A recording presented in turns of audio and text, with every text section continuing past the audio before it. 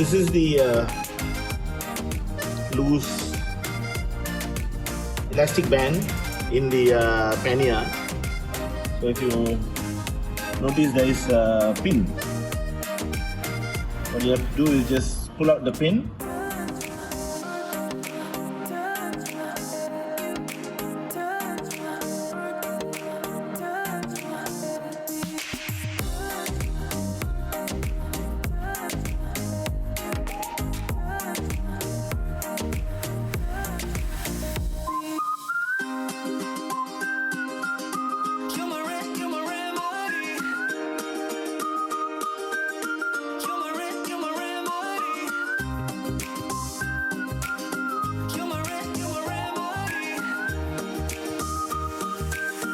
Just insert the new band, put it in through the hole, and then reinsert the clip.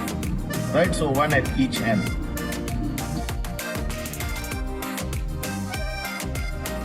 You can see the clip has been inserted. Okay, at both ends. There you go. So replacement done. Okay, replacement done on the top as well. Right, pins at the corner, both corners has been reinserted, and there you go. Looking like new. Alright, try it out. Bye.